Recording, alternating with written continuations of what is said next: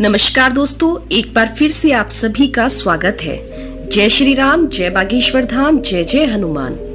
दोस्तों, आज की जो ये वीडियो है ना, ये बहुत ही महत्वपूर्ण है, इसलिए आप इस वीडियो को बिना स्किप किए हुए पूरा देखिएगा। आइए जान लेते हैं कि आज के विषय को लेकर गुरुजी के क्या विचार हैं। जिससे घर में मुसीबत और दरिद्रता आने का सबसे बड़ा संकेत मिलता है।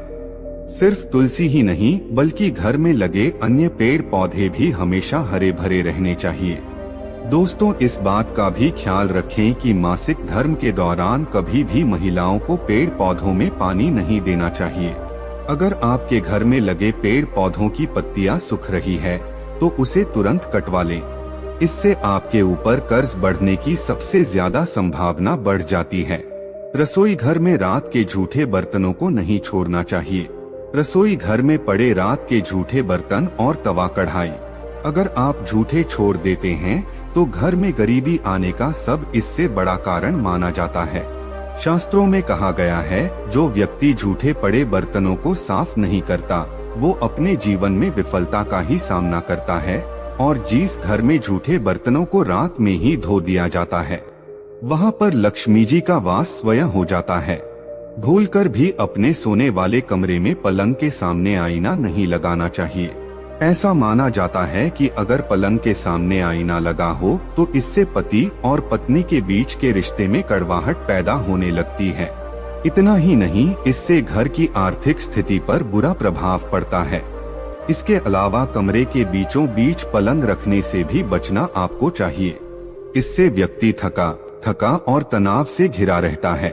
इसके साथ व्यक्ति के कार्य में बाधाएं भी आती है और उसे परेशानियों को भी झेलना पड़ता है। घर में दूध उबलकर गिरना भी अशुभ माना जाता है। इससे अचानक आपके ऊपर पैसों का खर्च बढ़ सकता है। घर में लोग बीमार रहने लगते हैं। साथ ही ऐसा होने से पारिवारिक जीवन भी अस्त व्यस्त हो जाता है। इसीलिए आगे से इस बात का जरूर ध्यान रखना चाहिए और घर में उबलते हुए दूध को गिरने से बचाएं।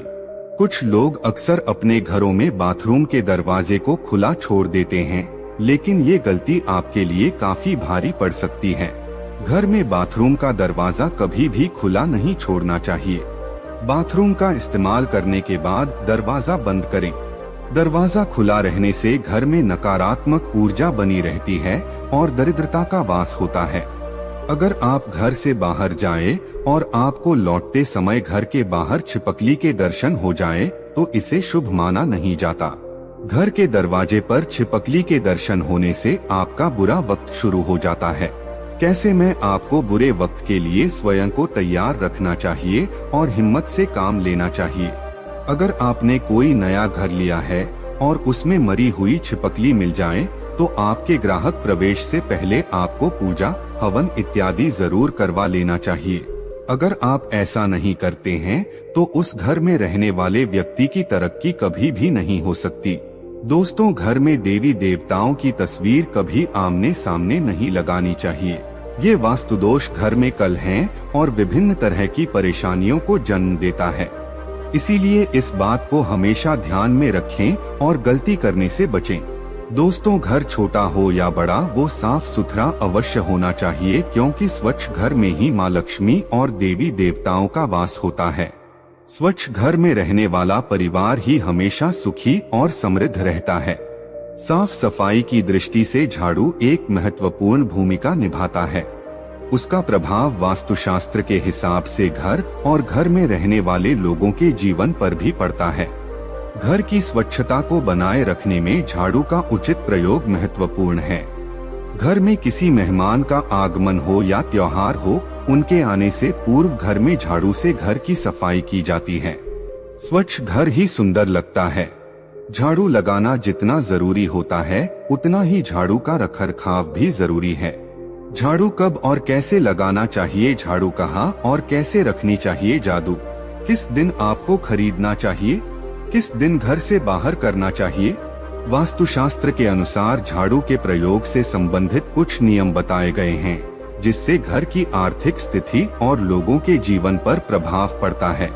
इन नियमों का पालन करके घर में उत्पन्न सभी प्रकार के दोष और घर में रहने वाले लोगों पर आए संकट को दूर किया जा सकता है।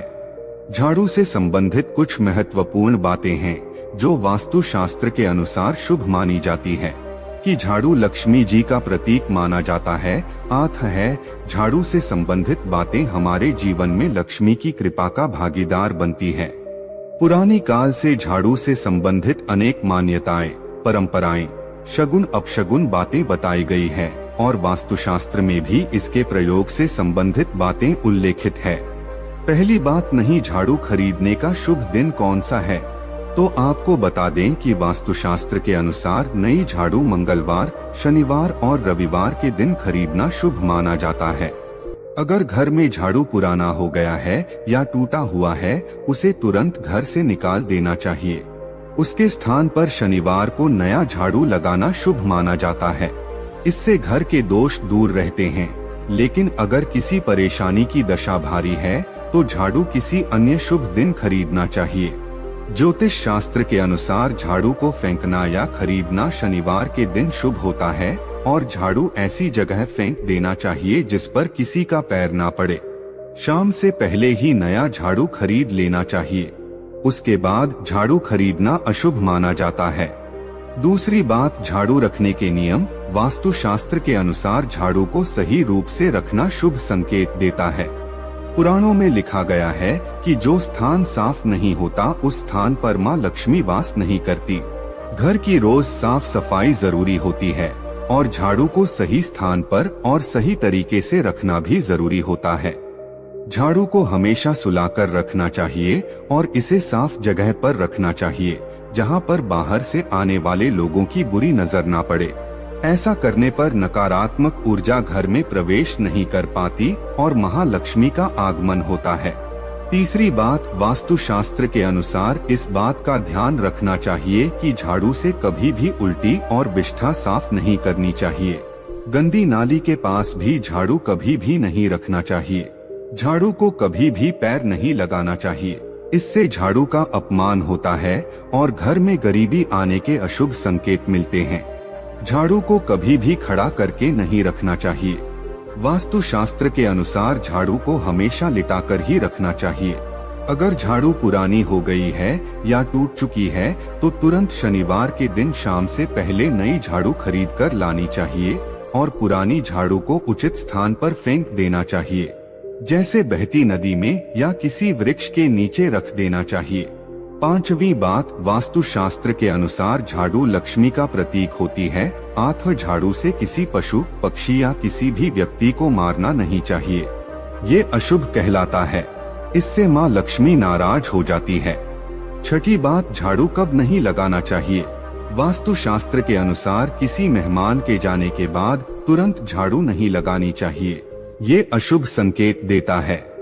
मेहमान के जाने के बाद थोड़ा रुककर ही झाड़ू लगानी चाहिए।